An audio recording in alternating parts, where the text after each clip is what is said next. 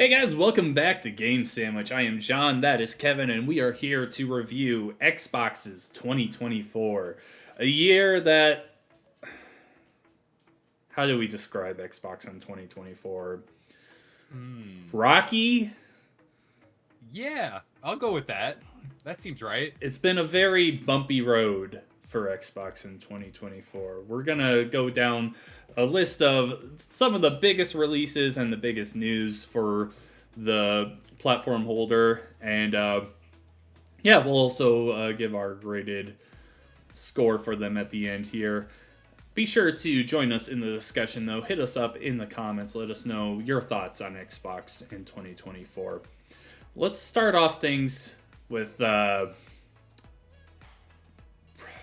probably the biggest disappointing news of the year: massive layoffs and closure of Arcane Austin and Tango Gameworks, as well as a couple other smaller studios. More Xbox alone, in a year that has been filled with layoffs and firings. We're almost at like double the amount of layoffs than 2023. I think we've had more layoffs this year than 2022 and 23 combined. Xbox alone has laid off more than 2,500 people. That's insane. Now, it's important to note that a lot of that is because of the Activision merger. A lot of those positions where there is some redundancies in there, because if you're coming into a company, you're having too many people work the same thing. But Xbox knew about that coming in. They knew what they were getting into. All of us on the outside knew that this was going to happen. It just really hurts this year with how many layoffs there have been.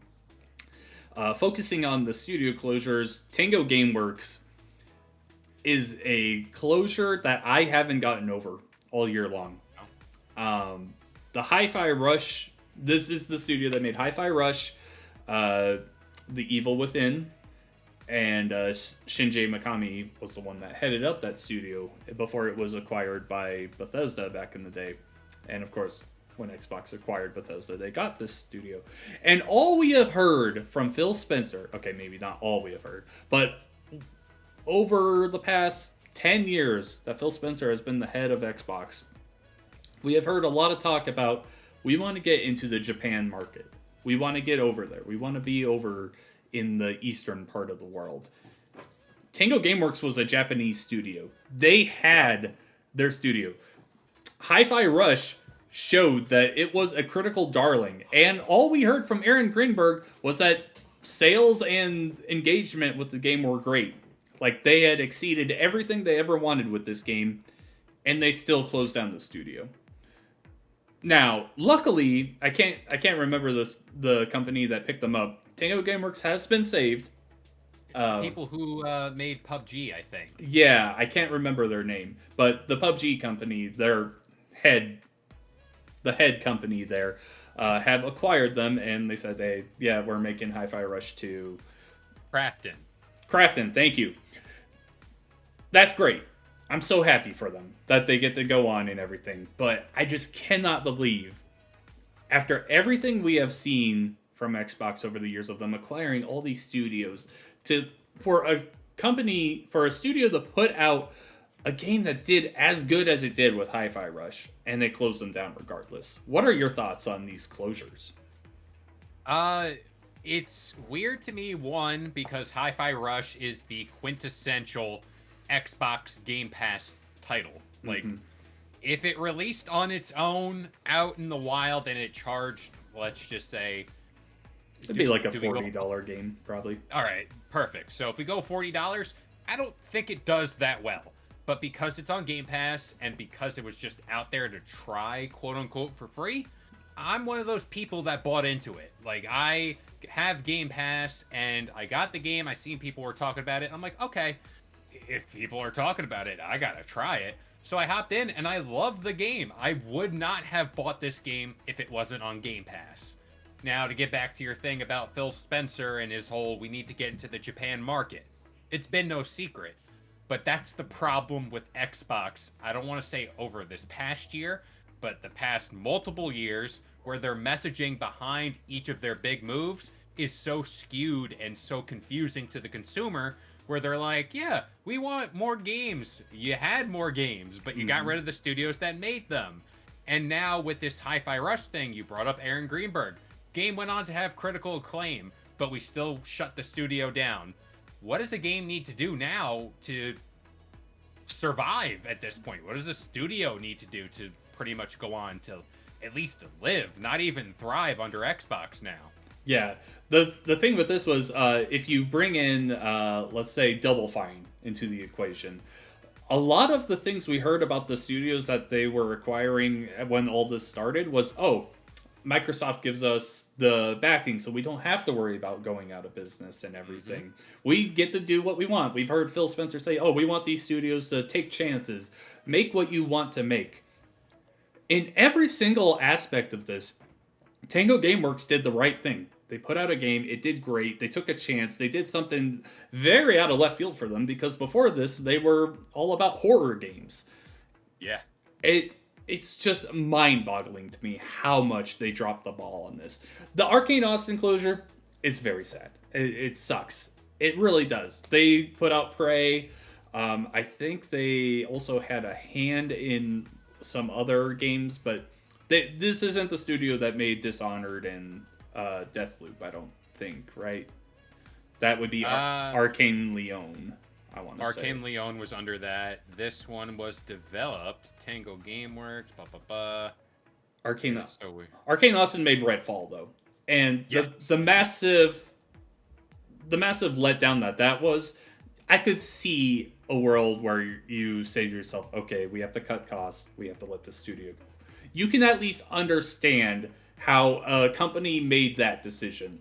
The Tango Gameworks closure makes no sense from every single level, from what we've seen all the way down. Like, nothing about this made sense. Not one bit. It still makes me mad, in all honesty. Like, you had it. You had this. They could have grown Hi-Fi Rush 2 into the next big Xbox exclusive. Like, we're sitting here waiting for Perfect Dark and Fable and all these other games that we have known about for like 6 years now. We're waiting for these, and you had a Japanese studio that put out a great game, was very just doing its own thing. It was unique. It was perfect for Game Pass, which you are trying to push, and you just let it go. It makes no sense whatsoever. It makes me mad. Yeah, also, like, for the past few years, a lot of Xbox fans have been saying, where are the games? You have these studios. They're putting out the games like Pentiment, Grounded, Hi-Fi Rush, Sea of Thieves. All these games exist and they're good. It's not even like Hi-Fi Rush was bad. It got some awards, the Golden Joysticks. It was up for Xbox Game of the Year. Like, I look at that and it's like, there are companies now that few months down the line, they'll be like, oh, we're really starving for money. You sell a Hi-Fi Rush 2, building off of the great reception it had, it would have made more money than the first entry, at least I think. I don't know if that's too outrageous. Whenever the new one comes out, because they are making a sequel, it's going to do great because they have the backing now. Yeah. They have that word of mouth, like, oh, this game was great when it was on Game Pass. Well, hopefully it does great, because now we don't have Game Pass for it, so we don't know. That's the problem about this. It's this is also why I've been speculating on my own channel about why and how we came to be with Xbox and why it's the way it is now.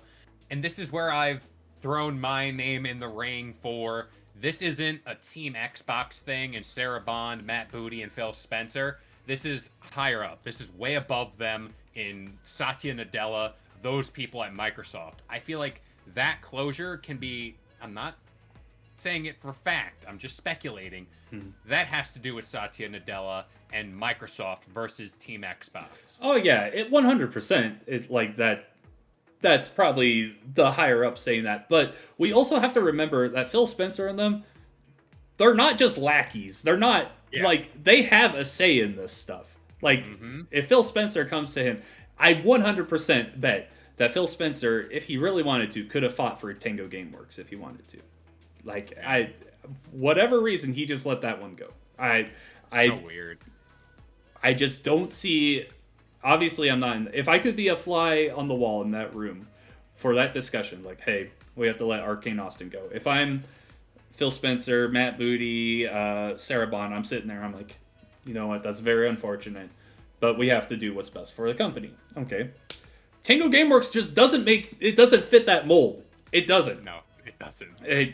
Where was the argument? What was the argument for keeping it? Because I wonder if we'll ever see something like that. If they do like an Xbox documentary and oh my god, there was the documentary years ago where they were talking about, oh, we learned all these things about Lionsgate, and now we're not gonna let these closures happen again because we learned from this. Lionsgate was a talented company that we could have kept. Are you fucking kidding me? You did it again.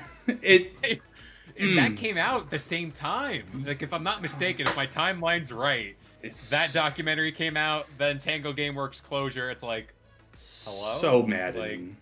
Like, yeah, it's so bad. Well, probably Can we say it? What? Xbox gonna Xbox? You gonna say that now? That may become a thing if they keep making dumbass moves like that. But we also got this could have been there's an argument for this being an even bigger news story than the layoffs and the closures, but Xbox really changed their exclusive plans this year. We saw games like Sea of Thieves, Grounded, Pentiment, Hi-Fi Rush. There was more that I'm blanking on at the moment, but Fallout 76, like those games, the live service ones. We saw a lot of games make their way over to PlayStation and Nintendo Switch. And it doesn't look like that's ending anytime soon. We know Indiana Jones and the Great Circle, which is coming out on Xbox this week, I want to say? Or is it next week? I don't know. Early access this week and bigger release, I think, next week. Gotcha. That's coming out on PlayStation this coming spring. Doom the Dark Ages will be a Xbox and PlayStation game right away. We had a feeling that a lot of Call of Duty, obviously, since that is under Xbox now, but we knew that one wasn't ever gonna. Yeah. Where do we go from here with Xbox first-party releases, Kevin? Are we going to get to a spot where Halo, Gears of War E-Day, Forza, where all these games are available on PlayStation? I'm going to give a technicality, and I say this as a person who has S117 tattooed on my arm. I think we live in a world where Halo makes its way over to the PlayStation 5. Albeit, I don't think it's the next Halo. I think they would be wise to port the Master Chief Collection over to the PS5. You have that game out there. It's still a game they support. It's still very much like people play it a bunch. I think we see that game over there. Whether we see Halo Infinite, personally, I don't think that happens, but I do think a game like the Master Chief Collection that is older, that has seen its course on the Xbox platform, and could generate some money there because people would invest. I see that. Gears of War E-Day, though, don't think so. Elder Scrolls, I better not see that on another console, and I'll even throw in Fable. I would not like to see that on another console. The Elder Scrolls thing, I think that's a day one launch on PlayStation as well. Because that is a game that, in the past, legacy stuff. It's the same thing with Doom, in my opinion. Fable, I'm not sure about. But yeah, all these things, this is what you were talking about with, like, there's, the messaging that Xbox has is so all over the place. We heard, when they first came out and announced that these games were coming over, it was like Phil Spencer and Matt Booty were talking about, oh yeah, these are smaller games that they've ran their course on Xbox. Like, they have their community. We want to grow that community on PlayStation. We get that. And then you see them going back on their exclusive talks. There's a world where Starfield is a PlayStation game next year. Like, I am anticipating that happening. Elder Scrolls, like I said, I think whenever that comes out in like 2030, I think that's going to be a PlayStation 6 game.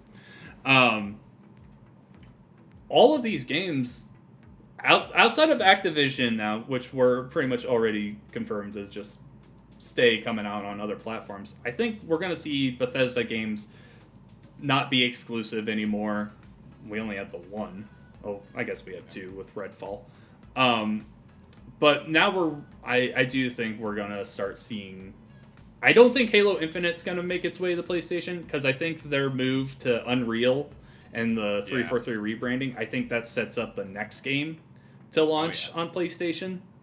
I do think that they want to build up Halo as much as they can, and by doing that, with it being so multiplayer focused, I think they're going to try and get the biggest day one community they can get. So that's launching on Xbox, PC, and PlayStation, which we already know is much bigger than the Xbox console base. We could live in a world maybe where the multiplayer, because they did launch Infinite as like separate, like here's the Halo Infinite multiplayer. Whether it's a technicality or not that gets Halo on the PS5 or the PS6, maybe the next multiplayer is multi-platform. That would be fine. I think that's totally fine. Have the story just be an Xbox thing. That's how you get everyone happy. I know there's going to be people that are going to be like, oh, no, you can't do it. I think that's best case scenario. That is an interesting discussion. I'm with you 100%. Multiplayer is going to be over there. To keep the single player exclusive, that would be quite the thing. Maybe not forever, but you kind of pull a Grounded thing where it starts out as an Xbox exclusive for the campaign. That's an interesting discussion. We also know that there's rumors, at least, that they're working on the Halo Combat Evolved remake, which I don't want at the moment, honestly. But Halo 3 remake, I need that. I don't even need that because we've got the Master Chief Collection. I don't need remakes of Halo. I'm completely content with what I've got already. I want new stuff, but whatever. I just... 2025, I'm expecting a lot of Xbox games to be playable on PlayStation and Switch. I think Halo, I think you'll start seeing Gears of War coming over at some point, the older games, because those are Unreal games, so you can make the transition over to PlayStation, I think. Maybe not Forza, because PlayStation has Gran Turismo. Yeah, I think that's safe. Yeah. I say I think, but that can easily change. Microsoft Flight Simulator, which just came out recently, I mean, that could be a PlayStation game. What's keeping that on Xbox? There's the walls have been torn down for Xbox exclusives. I would say anything and everything is viable to make the jump to other console platforms at the moment. Also, you brought up the thing about there was a game that I'm thinking about, Blade. They showed the trailer, and if you're very eagle-eyed, it didn't say where or when it was releasing. That's them keeping that back door open to be like, hey, you never know. Like, maybe we can switch up. Or they can drop a trailer and be like, only available on Xbox, and be like, we planned that the whole time.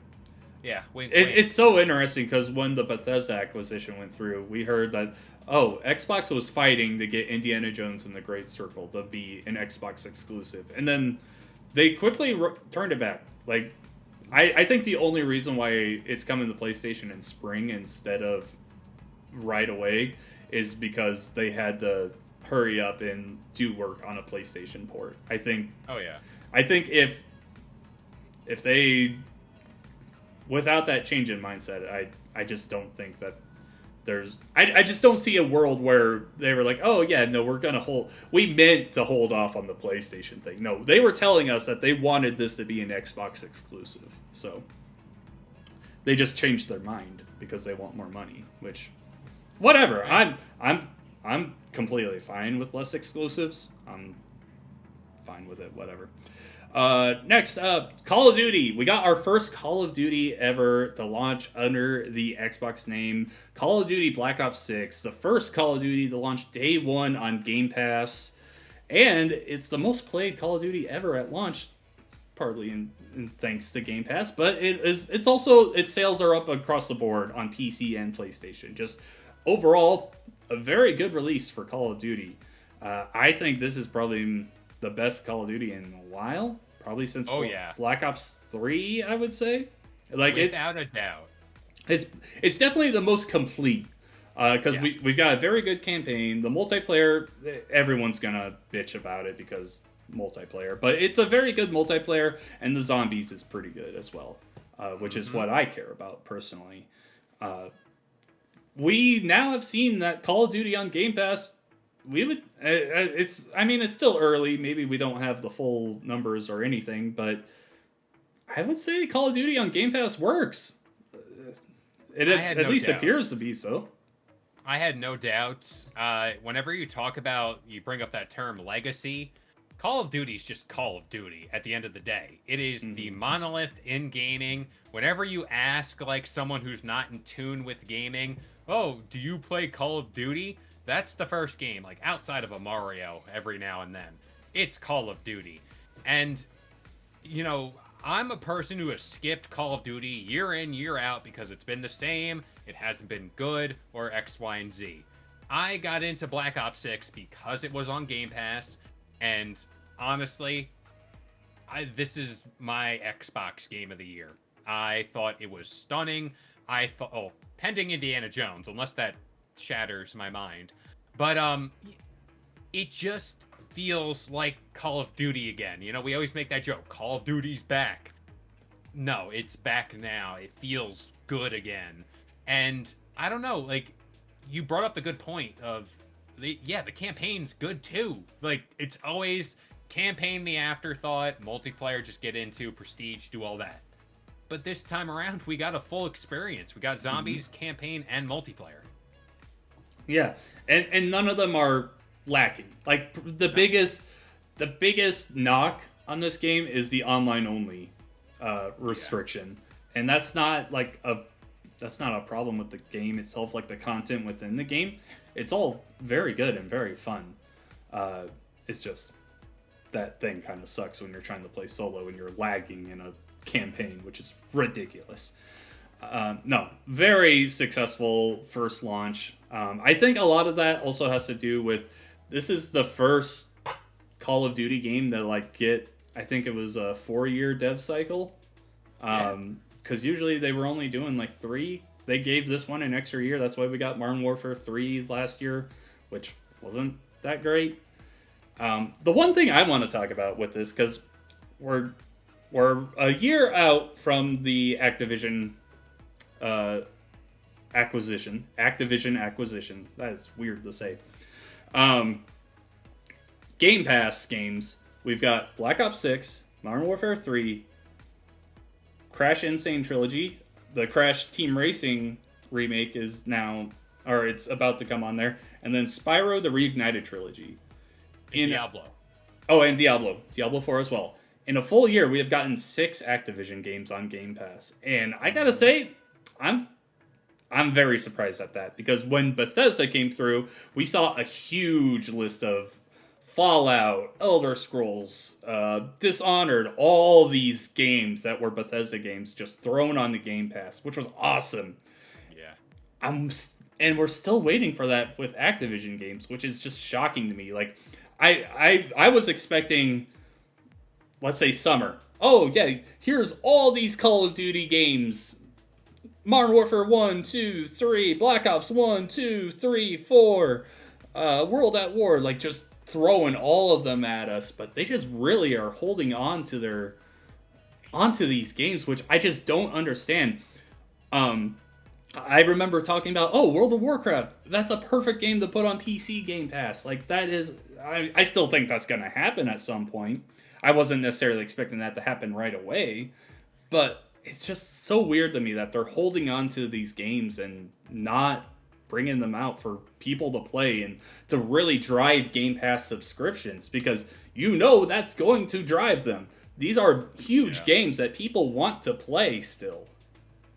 So, I can't remember the exact time frame, but there was a time in which somebody somewhere, we assume it's Microsoft, went into the back end of like Modern Warfare 2, these older Call of Duties, and fixed the servers. And everyone's like, oh my gosh, it's happening like in the next month. That's when we're going to get all the Call of Duties. I think they were priming something, but something maybe went awry there. I don't know. Licensing, maybe with something. They own it.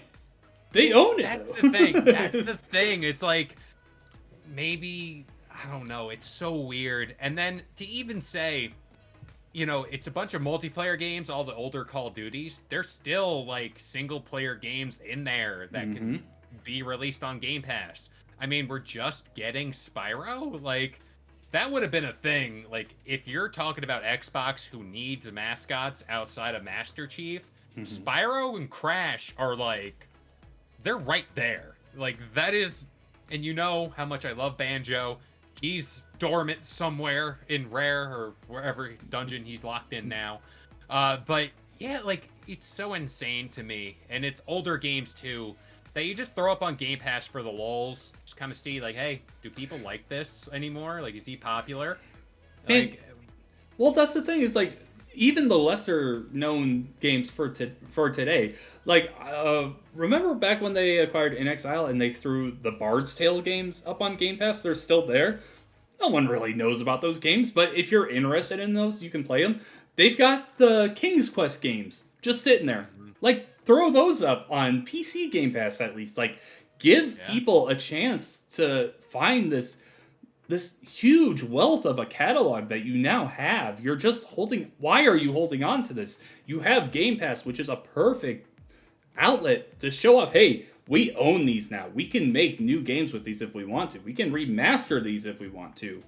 But you're just not doing anything with them. I know it's only been a year, but they have the ability to put out this stuff. They just aren't. And you remember that this is an Xbox campaign that set the internet on fire? How much better would that commercial have been if they just flashed for 5 seconds, now on Xbox Game Pass, boom, boom, boom, boom, all the old Call of Duties. This is an Xbox. You can play it on your phone, your wallet, your keys, whatever. Like, it's there. 10 times better. And again, it's the mixed messaging. It's this thing where they can't just put out a message and say, this is what's coming.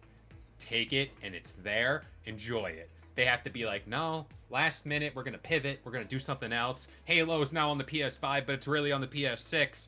It's like, come on. Just tell me what I need to know. Yeah. We should note, though, that we're recording this at the beginning of December.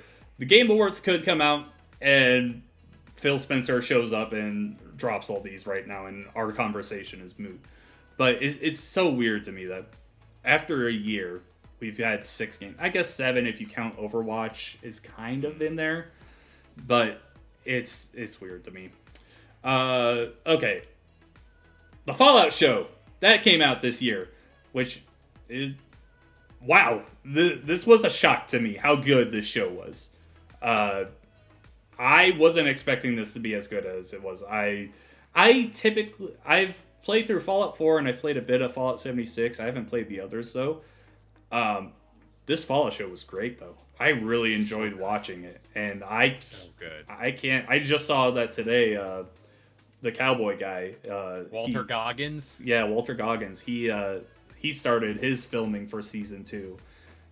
It's so awesome that this was awesome, especially after the Halo show was canceled this year. I forgot about that. Oh my gosh. Yeah, that's no longer happening. But the Fallout show is actually something that they can go forward with. What are your thoughts on it? I mean, you talk about video game adaptations are very, very scary. I mean, just recently, and we've had years worth of movies, TV shows, whatever, they're just catching on. Like, now I mean, we're both Sonic fans. We're, a week or 2 away from Sonic 3? Like, we're in a golden age. I don't want to speak too loud, but I think we are. And to see the Fallout show capture the charm, the absolute messed up nature that is Fallout and its world, to capture deep, gripping stories between 3 different characters too, might I add, like a GTA 5. There's a lot to balance there. There's a lot of expectations with Fallout. And to finally meet that and see it play out in live action, especially like with Fallout, you're like, oh, what game are they going to build off of? Because we talked about Legend of Zelda. You know, they had a chance to do whatever they want. I mean, not entirely, because you're following a certain vault that does have lore. But they had fun with it. Like the ghoul character, he's freaking awesome. They end, and I'm not. You've watched the full thing. Mm-hmm. Spoiler, I guess. I don't know. They end on the shot of New Vegas. I mean, we got the actress posting that she's playing through New Vegas now to get ready for her filming. Like she's the new Henry Cavill because he left the Witcher series. She's about the lore. Yeah, she's all about it. Yeah, I was shocked at how much I liked this show. Very excited to see what season 2 brings. Maybe I'll have to give New Vegas another try. Every time I try and play New Vegas, I don't get far into it. I've got to try and push through. Okay. Fallout 3 though, highly recommend. Yeah, I actually have that one installed on my Xbox, but I just haven't played it. All right, let's get into some releases. We have Indiana Jones and the Great Circle, which is probably the great big release for Xbox this year. And I'm going to be honest, ever since Bethesda announced that they were making this, I just don't care. It's Indiana Jones. It's like, I get that there's fans. Yeah. But if we were to compare it to something like Spider-Man on PlayStation, I'm like, okay, yeah, cool. I say that as someone who grew up loving. I have all the movies right there, even Crystal Skull. I watched the recent one on Disney Plus. I don't know why that's a thing. I haven't watched that. Ooh, save yourself the time. Okay. But to talk about the game, I was excited for it. I still am. I'm holding out that hope. I'm hearing good things about it. But I do agree with you in the annals of where does this stack up with like a Spider-Man 2? It's like, does anyone even know who Indiana Jones is nowadays? Like that, and it's a stretch to say that because yeah, they released a new movie, but that didn't do well in the box office. So the hype around the IP isn't there. I do want to give Troy Baker his flowers here. Apparently, he did a very good job voicing Indiana Jones, but not trying to be Harrison Ford. But Troy Baker's Troy Baker. That's regardless. But yeah, no, I'm excited. I can't wait to play it though. I need this game to do good because it's going to release next week. It's going to ruin the rest of my year, the 2-3 weeks that are left. Please just do all right, Indy. That's all I need you to do. See, for me, it's on Game Pass, so I'm gonna play it. I'm gonna give it a try because it's on Game Pass. But yeah, I wouldn't. This isn't a game I would go out of my way to purchase because growing up, my stepdad watched a lot of Indiana Jones, the originals. Honestly, I don't think I've watched them since I was like 10, and I don't really remember anything. I remember the skeleton guy, because that's space melts. Yeah, that's nightmare inducing. But I just don't see a world where there's anyone younger than me right now that cares about Indiana Jones. I'm 32. Like that's saying something. Yeah. Now I do hope it does well because I think Machine Games is very good at what they do. They did so good with the Wolfenstein games in recent years. So yeah, I don't know. Another recent release, Microsoft Flight Simulator 24 came out, and it just kind of exists, honestly. I know that they had some server issues when it first came out, and I played for like 10 minutes, and I was like, yep, this is more Microsoft Flight Sim. And I'm like, yep, it's cool, and nothing more for me. Yeah, I tried it once back when the original Flight Simulator came out. And I was like, cool, I can see my house. Like, there are people, but not really, because it's not like an actual picture of your house. It's just a simulated. Yeah, and it's like, all right, I know there are people out there that absolutely get the whole setup and the this and the that. I hope you love this game, but Yeah, it's not moving the needle in my year in review here. Yeah. But I think a game that has been more on your radar, I haven't given it a try personally, but Stalker 2, tell me about that. It is the most difficult game. I know I'm bad at games and I'm in the field for it, but I died so much in this game, and that's not to criticize the game itself. That's on me playing it. Like I can't do the things. It's a very am I comparing it to DayZ? Something like that where it's very like realistic in the way you get like you got to manage your inventory, you got to do this, you got to do that, you got to look out for enemies. And that's not factoring in all the glitching problems it had at launch. Personally, I didn't experience too much of it. I haven't really picked it back up mainly because Black Ops 6, I've been grinding multiplayer, so it's like at this point if I go back to it, great. Uh I also just think the fact we got the game is a testament to the studio going through all the problems it did. In So, Ukraine, yeah. yeah, in Ukraine. And it's like, okay, like, I think with further fixes to the game, people come back to it. There was a lot of reviews that said, don't pick it up now, play it in a few months whenever it gets all its fixes. I think there's a game there to play. I don't know if it hits right now, maybe a few months down the line. That's cool. Yeah, outside of that, there's not really any big Xbox releases this year. World of Warcraft, The War Within, or I think it was The War Within, was a new expansion for them. We had the Diablo 4 Vessel of Hatred, which I saw did pretty well. I haven't personally Shattered picked it. Space. Shattered Space, yeah. So there wasn't really like many big solo releases, but quite a few expansions to already existing games, which is good to see. The big thing with Xbox is we're still waiting for these great games. We got our first look at Perfect Dark this year from the initiative, which it looks pretty good. It's just, man, everything we are waiting so long. We've known about the initiative since 2018, I want to say, and we just saw our first look at their first game now. Insane. Still waiting on Fable, State of Decay 3. Like, these games we're starting to see more of, and I'm hoping that Fable will be a next holiday title. But, man, it's just ridiculous how long these games are taking to make. From somebody who hasn't seen the Fable game at all, or Elder Scrolls, I mean, we did get that trailer that blended what I assume was in-game footage, but it's the same thing. Like, we were just talking about it from the start. You know, where are the games? Like, we're back. I mean, grant you, this past few months alone for Xbox has been jam-packed. I mean, Black Ops 6, Stalker 2, Indiana Jones, you throw the DLCs in there, Flight Simulator. There are things there. But now we look to the future where Gears of War E-Day, Elder Scrolls, Fable, Avowed. Perfect Dark, Avowed. I can't wait for that game. It's always we're looking to the future with Xbox. It's never like, man, we're in it right now. Personally, I totally forgot about Avowed, but that's a game I cannot wait to play. I need a game to replace Skyrim, and my light just went out. Look at that in real time.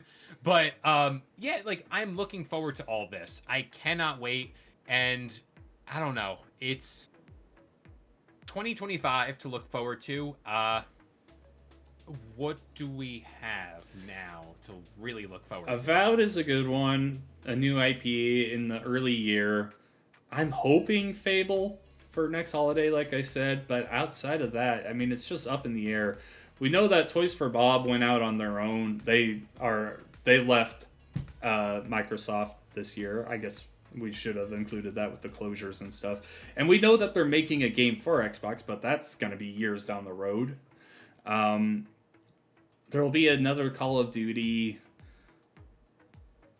Yeah, we don't really know. Oh, South of Midnight. That looks good, but it's like... It does look good. It looks great. I'm very excited for that game, but it's just like... None of these we have dates on. State of Decay 3, I swear I've been waiting forever on. It's like, I'm so excited for that game, but man, they really that just... has to be a fall release. I feel like it has to be. It's zombies, it's spooky. Like, that would make sense. I could also see it just not coming out next year because That's true. that's how Xbox is operating. It's just everything is so far out. It just never feels like it comes any closer. Even when we see the games, we're like, okay, but when do we get to play it? Oh, there's no release window even. Yeah. Like, I get it. Games are hard to make.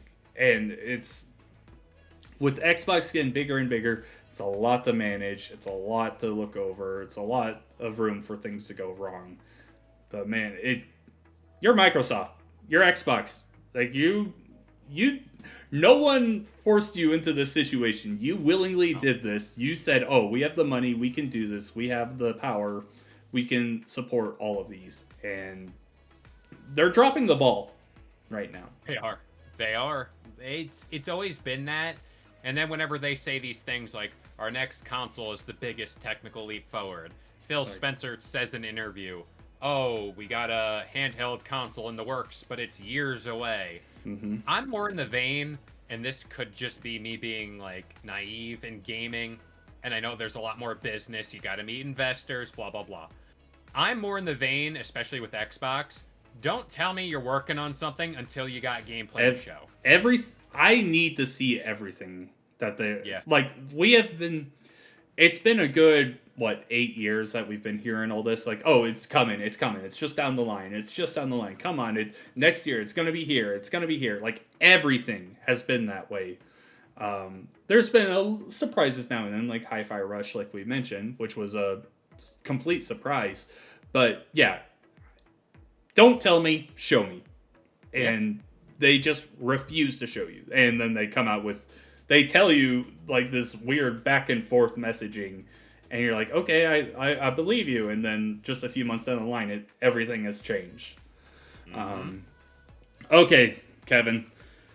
Xbox in 2024, how do you rate them on a scale of 10? 5 out of 10. We're right in the middle. We're right in the middle. I mean, to say, like, if they dropped another big IP, another... I don't know, pulling random games, I don't mean it, but like a Banjo game or another X, Y, and Z, something to Halo, I don't know. Mm-hmm. Sure, but it's the studio closures, it's the year, especially this year, that has been plagued with the bad messaging. It's the wrong choice at the wrong time, doing X, Y, and Z. That takes down the notches. I mean, what would have been a 6 or a 7 stretching it year goes down to a 5. Yeah, I probably would go 4 out of 10. I could see that. The big thing that's really carrying them, I think, is the Black Ops 6 success. Oh, yeah. Because there were questions about that. We didn't know for sure, like, oh, this could be really bad if people don't adopt Game Pass for this. But it seems like they have. The Fallout show being a surprise was a very big carry for them.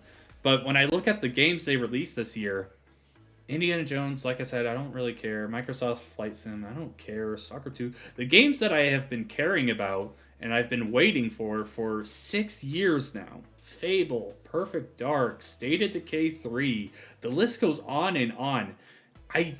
Yeah, it's great that you're finally starting to show me some trailers for them, but I still have...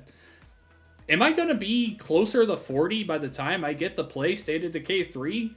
Like, we might be on the next Xbox. We might be. It's...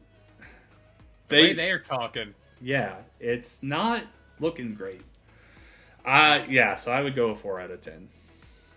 Another year of Xbox doing Xbox things. Exactly. Throwing it over to our viewers, though. Hey, thanks so much for watching. Why don't you go on down to that comment section and let us know your thoughts on Xbox in 2024. We know there's a lot of games there for you to look forward to, but man, it's been a rough few years, huh? Okay. Let's just be positive for the next year, hopefully. Yep. Be sure to like our videos, subscribe to us, and we will catch you on the next one. Bye. All right. If you enjoyed today's debate or want your weekly dose of gaming news content, consider subscribing to Game Sandwich for content just like this. And we'll see you guys next time.